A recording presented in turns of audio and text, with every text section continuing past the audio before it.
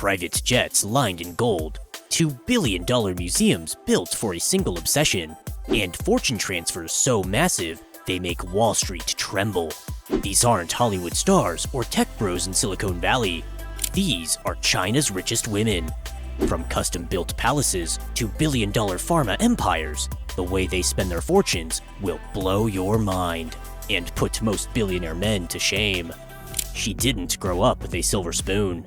She made the spoon out of glass.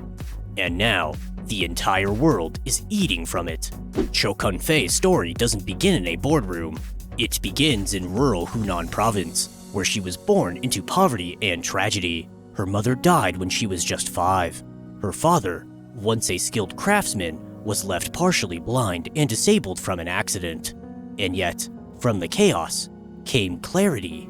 At just 16 years old, Cho dropped out of school and moved to Shenzhen, China's rising tech capital.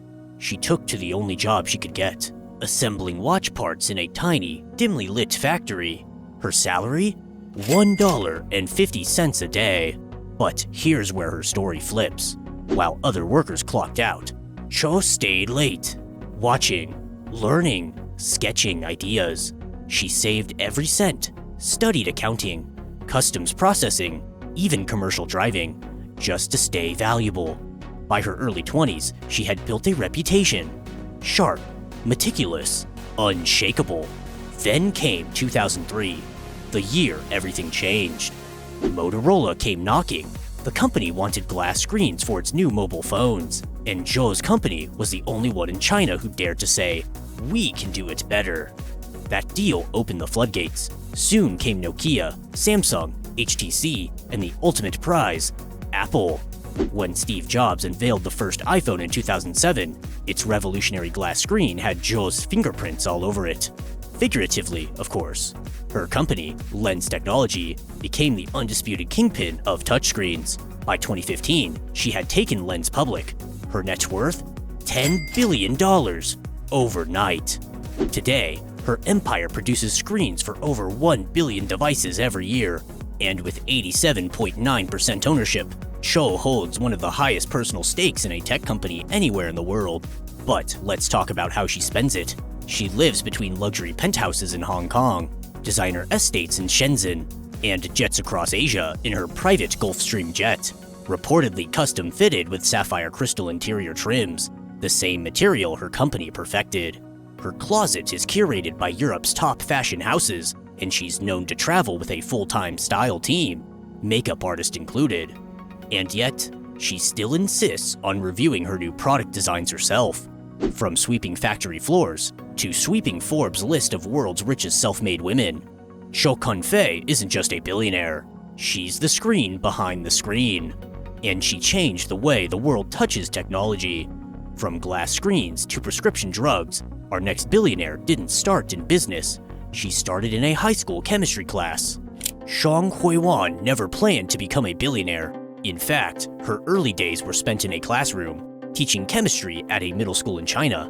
But destiny had bigger plans. When her husband co-founded a small pharmaceutical company in 1995, Zhang stepped in, not as a partner, but as the CEO.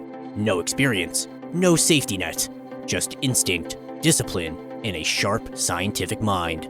Under her leadership, that modest operation transformed into Hansoh Pharmaceutical, now one of China's top drug makers, producing treatments for cancer, mental health, and infectious diseases. And during the COVID-19 pandemic, her company's stock surged, profits roared, her personal net worth exploded, surpassing $19 billion at its peak. But unlike other billionaires flaunting yachts and islands, Zhang remains private. No flashy headlines, no red carpets, just silent control. She owns over 60% of Hansoh, a staggering stake rarely seen in the pharma world. Her wealth rivals that of big pharma legends like Moderna's Stefan Bancel or BioNTech's Uğur Şahin. But unlike them, she didn't write a single product, she built an empire of them. And while the world speculates about her investments, those close to her say, Zhang's true obsession is research. Her private labs are better equipped than most university facilities. She might not be a public figure, but she's a quiet force reshaping modern medicine in Asia. She built her billions molecule by molecule, But what happens when you inherit billions overnight? Not all fortunes are built. Some are inherited. But what truly defines a billionaire isn't how much they receive, it's what they choose to do with it. Yang Huiyan was only 25 when her father, the founder of real estate giant Country Garden, transferred 70% of the company's shares into her name. Just like that, she became the richest woman in China before she ever signed a deal. Educated at Ohio State University, Yang brought Western strategy to an Eastern empire. She modernized operations, took the company global, and helped raise over $400 million through new share offerings. At the height of China's property boom, her net worth soared to $27.3 billion, putting her on Forbes' radar as the richest woman in Asia. But when the Chinese real estate crisis hit in 2023, the empire trembled. Property values plummeted, developers defaulted, Yang lost over $20 billion in a single year. And yet, she remained unfazed. In the same year, she made a stunning move. She donated 55% of her personal stake, worth roughly $826 million, to a charity led by her sister, aimed at education and poverty relief in mainland China. While other magnates scrambled to protect their assets, Yang turned hers into hope, not with press conferences or praise, but with quiet purpose. Her elegance, her philanthropy, her refusal to retreat from public responsibility, they've earned her comparisons to Melinda Gates and Laurene Powell jobs, not just as heiress, but a woman who turned inherited wealth into a legacy far beyond real estate. She inherited billions and gave much of it away, but our next billionaire lost everything and built her fortune from an ancient obsession and redwood. Not all empires are made of steel and glass. Some are carved, patiently, delicately, from wood older than most dynasties. Chen Liwa was born into royalty and then lost it all. Her family, descendants of the Manchu Qing dynasty, once lived among emperors in Beijing's Summer Palace. But when the empire collapsed, so did their fortunes. Gone were the servants, the halls of jade, the silk robes, replaced by poverty, hardship, and survival. Chen dropped out of high school. She began repairing old furniture, by hand, just to get by. Then, Hong Kong called. There, she found opportunity in forgotten furniture and relics no one wanted. She bought, restored, resold, again and again, until she had enough capital to return to Beijing and establish Fuhua International Group, a real estate powerhouse that would make her one of China's wealthiest women. But Chen wasn't interested in being just another property tycoon. Her true passion? Red sandalwood. Rare, heavy, sacred. Once used only in imperial palaces, in 1999, she unveiled her masterpiece, the China Red Sandalwood Museum, built with over 20 billion yuan of her own money. It spans 25,000 square meters and houses meticulously carved Ming and Qing-style furniture, Buddhist artifacts, and architectural replicas so detailed they rival UNESCO sites. This isn't just a museum, it's a kingdom, and she, its empress. Chen has donated priceless red sandalwood works to museums around the globe, from Paris to San Francisco, sharing China's ancient art with the world. And through her foundation, she has given hundreds of millions to disaster relief, education, and cultural preservation. Now in her 80s, she resides within the museum grounds, surrounded not by bodyguards or bankers, but by her life's work in wood.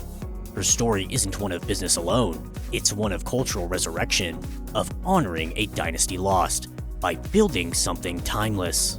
Chen built a legacy in wood and stone, but our next billionaire built hers in skyscrapers, and turned her wealth into tech bets smarter than Silicon Valley's best. Before she was one of the richest women in China, Wu Yajin wrote about buildings. Now, she owns skylines.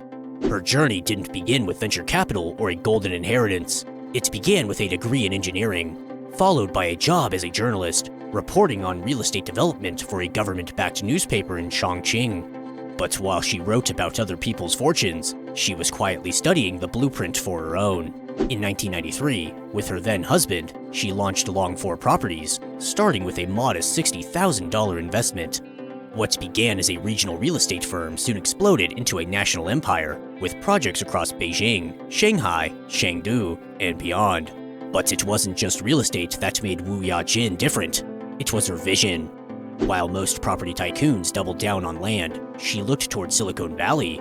In 2013, she founded Wu Capital, a private investment firm that would place her among the early investors in Uber and Evernote, long before they became household names. She quietly built a second fortune, away from the cranes and concrete, by betting on innovation, technology, and disruption. At the height of her wealth, she was worth over $15 billion, surpassing even media giants like Oprah Winfrey.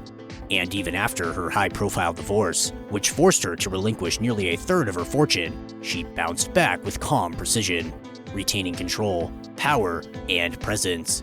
Today, Wu keeps a low profile. No red carpets, no headlines. But behind the scenes, she runs Wu Capital like a chess grandmaster, investing in AI, biotech, green energy, and fintech with the cold focus of a hedge fund titan. She doesn't sell dreams, she funds them. And unlike many billionaires who spend on vanity, Wu reinvests, methodically, building wealth not for attention, but for endurance. Wu mastered the art of the quiet empire, but our final billionaire? She inherited control of the largest developer in Hong Kong, and rules with the kind of power even presidents respect. She doesn't speak at press conferences. She doesn't post on social media. She doesn't need to. Kwang Soo-hing is one of the most powerful women in real estate, and she did it all without making a sound. Born in the 1930s, little is known about her early life, but what we do know is this: when crisis struck her family empire, she didn't flinch. She took control. In 2008, her son, then chairman of Sun Hung Kai Properties, Hong Kong's largest real estate developer, was forced to step down amid scandal. While headlines screamed betrayal and dysfunction, Kwang moved quietly. She assumed the role of chairperson, backed by a family trust controlling over 42% of the company's shares. It was a hostile takeover, wrapped in pearls and grace. Under her watch, Sun Hung Kai didn't just survive, it expanded. The company owns some of the most iconic developments in Asia, including luxury skyscrapers, shopping malls, five-star hotels, and entire residential districts that shape Hong Kong's skyline. Kwang Soo-hing rarely appears in public, but make no mistake, every deal, every pivot, every billion-dollar decision runs through her. She resides in multiple private estates, each more opulent than the last, some valued over 100 million USD. Her properties are said to be adorned with rare art, custom interiors, and gardens designed by Japanese landscape masters flown in specially for her. Even in her 90s, she commands boardrooms with a presence more felt than seen. She is often compared to family business titans like Lillian Bettencourt or Alice Walton, but there's one difference. Kwang never wanted the spotlight. She inherited power not with ambition, but with responsibility. And she protected the family fortune with unshakable resolve. She's not a tech visionary, not a startup founder. She's something rarer. A matriarch who turned silence into strength and control into legacy. From factories to pharmaceuticals, redwood museums to tech empires, these women didn't just make billions, they redefined what power looks like in the world's fastest growing economy. And while the world watches the West, the East is quietly building queens. If you enjoyed this video about how China's richest women spend their billions, you'll definitely like this one about Putin's luxurious and insane life. You'll be shocked when you watch it. Don't miss it!